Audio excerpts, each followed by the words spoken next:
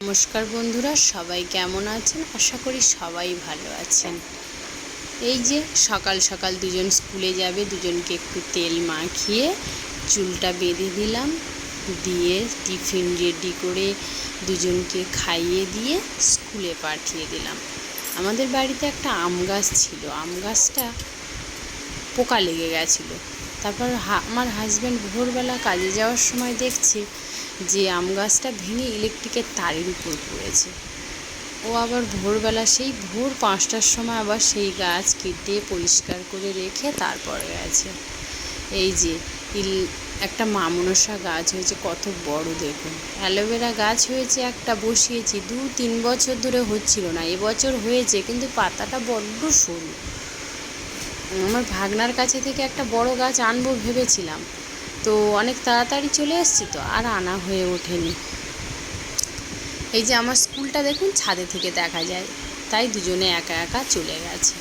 বাবার বাড়ি থেকে এই যে কিছুটা সবজি পাঠিয়েছে, ঝিঙে, একটু পুঁই শাক। তারপর আমি একটু ঠাকুরকে পুজো করে নিলাম। আজকে শ্রাবণ মাসের 3য় সোমবার, তো তাই আজকে একটু পুজো টুজো করলাম।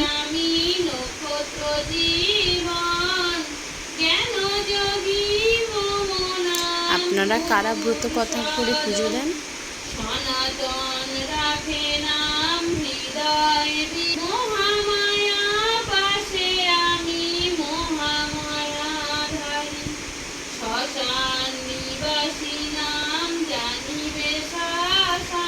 পুজো করতে করতে মেয়ের স্কুল থেকে আনার সময় হয়ে গেছে, তাই বেরিয়ে পড়লাম। ওই অবস্থাতেই বেরিয়ে পড়েছি।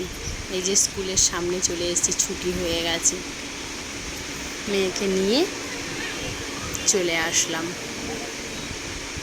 ভীষণ দুষ্টু আমার মেয়েটা। স্কুলে দুষ্টুমি করনি তো? হ্যাঁ, গুড গার্ল হয়ে ক্লাস করেছো?